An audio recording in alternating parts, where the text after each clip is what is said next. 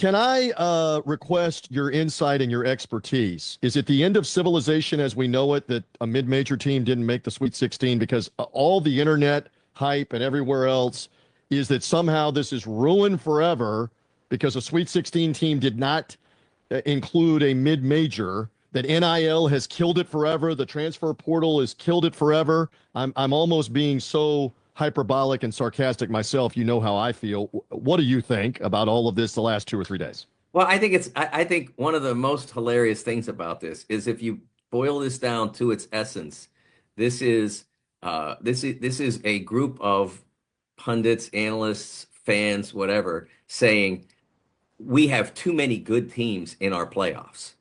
Think Right, about that. That's what right, it is. We have too many good teams left in the playoffs. That's a bad thing. That's right, that's what they're trying to right. sell it.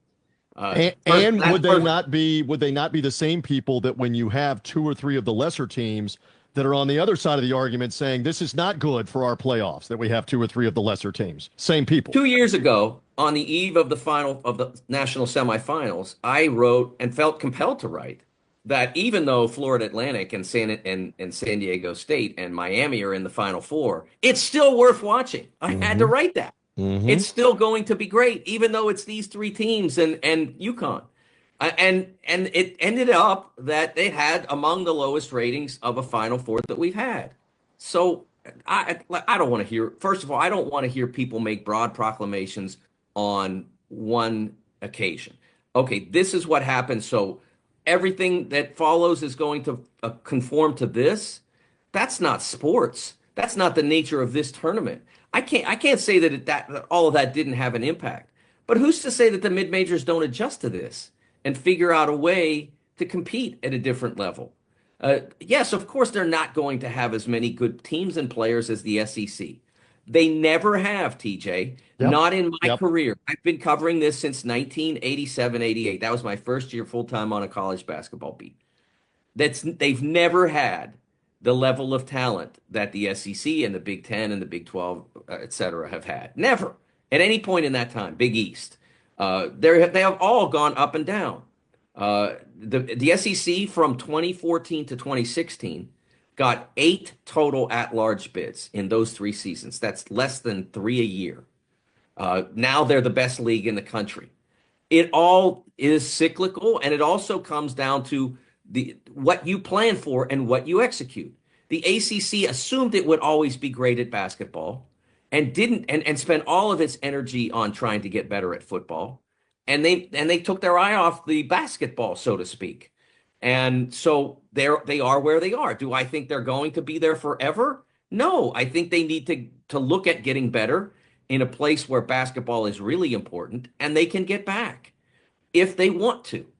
That it's the same in the Big East. The Big East did not have the level of year that they wanted to have. However, the revenue share uh, deal, when we get to that, is does have the possibility of advantaging the Big East Hmm. because they don't have to worry about the rev share with football players.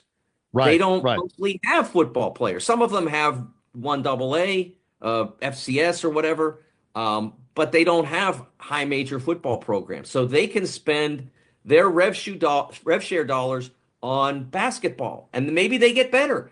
We just don't know. Right. Things change and they're changing fast, but there's no ironclad. This is the way it's always going to be. One more quick point on this. I guess part of the argument is the SEC and the Big Ten in particular have gotten so massive financially that Yes. they're always going to be able to buy through NIL everybody's best players, and that that's somehow got to be curtailed or under control. Do you buy that even a little bit? That line of thinking. Well, the idea that it should be controlled or it will be. I look as it is now. That there will not be controls in the truest sense. A That there salary will be. cap. There will not be a salary cap. You Right. can't have a salary cap if you don't have employees. It's Yes. just Right. it just doesn't work like that. And so there we won't have that. But I don't think you need it to have broad competition. it's never been the case. I mean, hey, for years, uh, for a long, very, very long time, you could get a what $100,000 education at Duke or a $25,000 education at a state school, whatever. And Hmm. that nobody made their decision based on that.